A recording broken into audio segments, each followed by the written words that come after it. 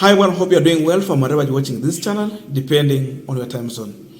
Now, when Ruto went into oil deal with the Saudi Arabia and the United Arab Emirates, he thought that he's sorting out the issue of dollar reserves. We had no enough dollar reserves, and that's what was making the shilling depreciate every day. So to sort out, it was because of importation of oil using a dollar, which was taking a huge amount. So after this deal, Ruto had anticipated that the shilling is going to gain value against the dollar. But the opposite happened. Instead, the shilling is losing value every day against the dollar.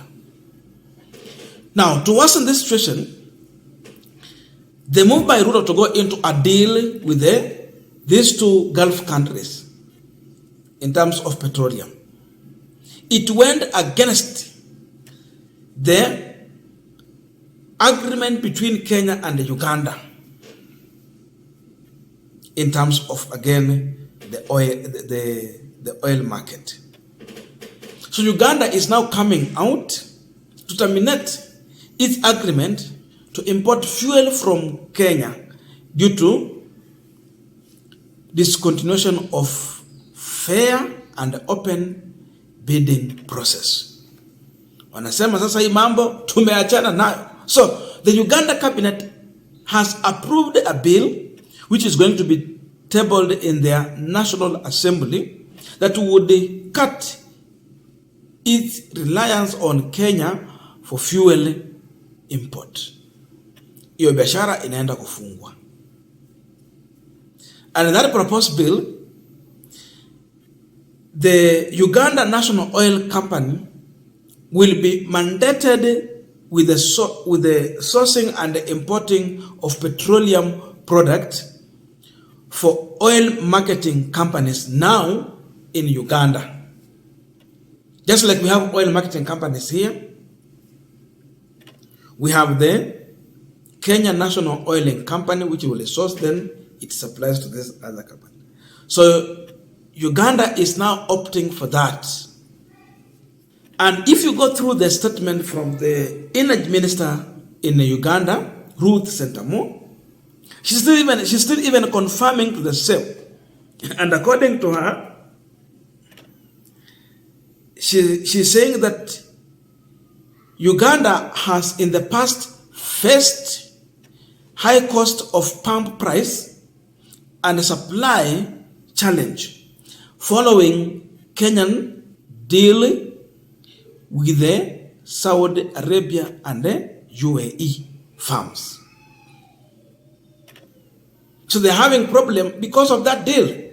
When it comes to supply of fuel, they are considered as secondary. So they don't get direct like they have been getting. They are being treated as second option. That kama tuko nayo sasa ndio wapate baadaye. But unlike before. And this is what she's saying. Let me just quote her. Despite the price competitive nature of the open tender system in Kenya and its relatively normal supplies, it exposed Uganda to occasional supply vulnerabilities where the Uganda OMC, that is oil marketing companies, were considered secondary whenever there were supply disruptions. Wakati kunakuwa na shida ya mafuta, hao wanapewa wa mwisho kama haiko wakosa kabisa. Now with that one they are facing another problem. The fact is that Uganda is importing 90% of its petroleum products through Mombasa port. Then the remaining 10% is through Dar es Salaam. So Kenya has had that privilege of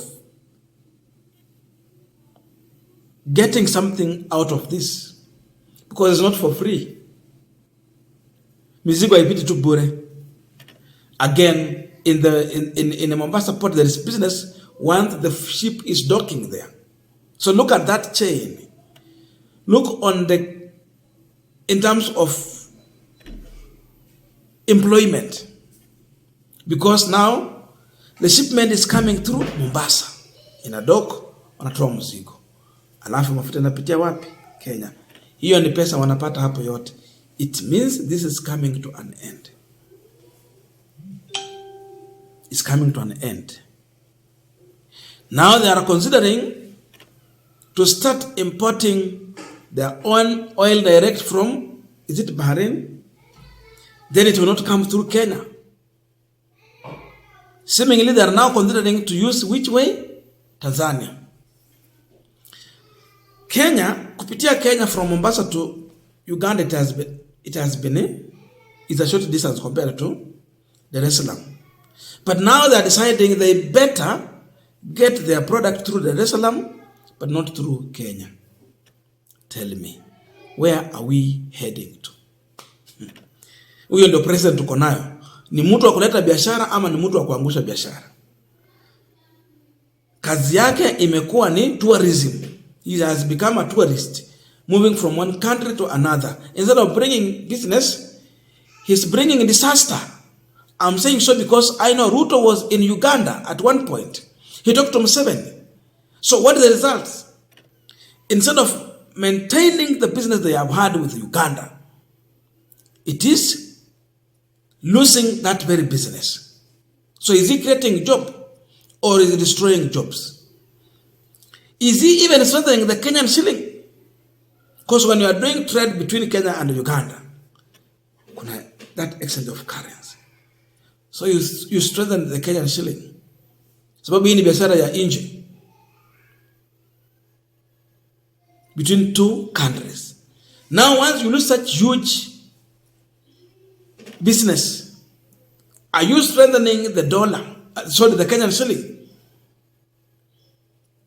Or you are destroying the value of Kenyan shilling?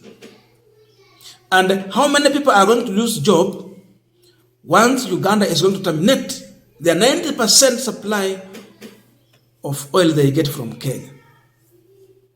Mafuta yanatumika Uganda yote 90% ni Kenya. 10% is too small. This business is going to go to Tanzania. Look at that. So when you look at how Ruto is working, you find that his policies is fighting people who are in business. His policies is focusing on having more money without caring about the source of the money. Are you helping the source of the money to continue having that supply so that you can also gain in terms of taxes? You don't. Sasa watu wa Uganda wamesema hamtatuuzia mafuta ya bei kali, na la pili pia ikuwe kwamba sisi ndio tunapata hiyo mafuta wa mwisho, and in case there is a problem we don't get at all. Hiyo Museveni anasema is a sabotage, and it's a big no. So Ruto is in power, and instead of creating more jobs for Kenyans and bringing in more favorable deals that will help Kenya, he's destroying even the previous deal that Kenya has had with other countries. Hiyo ndio ilikuwa solution ya dollar. What I'm seeing is a more disaster. No wonder even Ugandans are afraid of trading using Kenyan shilling, because you cannot predict the Kenyan shilling. Today, it is selling at this price, tomorrow inabadilika.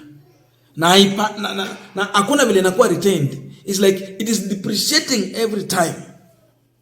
They are even afraid of using Kenyan shilling to trade.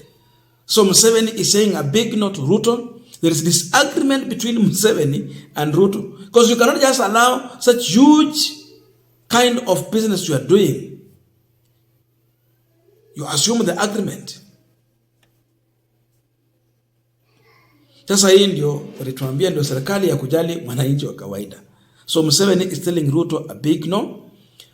Museveni has his differences with William Ruto. I don't know your views, but I would like to read your comments. But again, just to remind you, just remember to subscribe to this channel. And again, to our returning subscribers, I must say thank you so much. And to all our viewers, please continue watching. For those who have not turned on their notification bell, it is good you turn on. Because if you don't turn on the notification bell, at one point you will not be notified if we have a new video. So make sure that your bell is on. But the reality is that we have one of the worst administration, and the kind of policies they are coming out with is dangerous for business, is unfriendly to the business. And Uganda is saying that we will not be part of this. So Museveni is telling Ruto, I'm not ready to do business with you. And the way Ruto is behaving, he's a kind of egocentric leader. Mtu kama Kagame is not comfortable with him. Museveni is obviously not comfortable with him. You look at Mama Suluhu, Samia Suluhu. She's not comfortable with Ruto. At one point, Ruto called her here. What happened? Kakua, tena akabadilisha hiyo maongezi ya kukua na ilikuwa kuunganisha the two fractions, Kenya Kwanza and Azimio. So they know him. They know his character. And that could be also another possibility why they're not comfortable to have dealings with William Samoei Ruto.